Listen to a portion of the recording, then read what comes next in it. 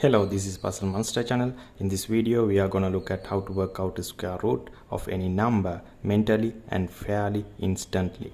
So I'll give an example. What is the square root of 67? Okay, I gave you 4 seconds and yeah, you should know how to work it out by now. The answer is 8.185. If you get that answer, congratulations. If you didn't, you are a lucky person because I am gonna show you how to work this out really quickly. Just a couple of things before I start. This does require a working knowledge of perfect squares. Like 4 times 4 is 16 and the square root of 16 is 4. Knowing simple perfect squares like these are enough to start off, and this is a fairly accurate method, not 100% accurate. But you will see it's pretty close to the actual answer. Okay, this is how we are gonna work this out. First, we look for the closest perfect square below 67. It's 64. Now, we are looking for the square root of 64 and it's equal to 8. So 8 is the whole number of our answer. Then we get the difference between those two numbers, 67 and 64. The difference between 67 and 64 is 3 and we put it here. Now we are going to double this number 16 and put it over here. That's our answer. So this is equal to 8.187. Let's see how accurate our answer is to the actual answer. The actual answer to the square root of 67 is 8.185. You can see our answer is pretty close to the actual answer, right? So you just need to go through those steps, okay? The first step is to find the closest perfect square below the number and get the square root. The second step is to get the difference between the number and the perfect square. The third step is to double the whole number and put it over here. Alright, I'll go through a couple of examples and then I'll give you something to try. How about the square root of 93?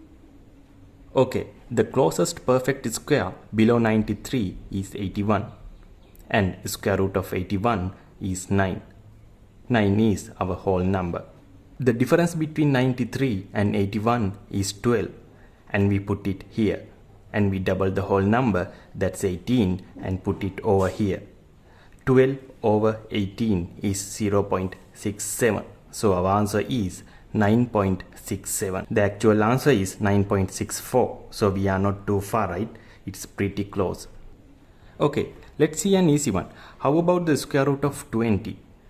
16 is the closest perfect square below 20 and the square root of 16 is 4 and 4 is our whole number. Then the difference between 20 and 16 is 4 and we put it here.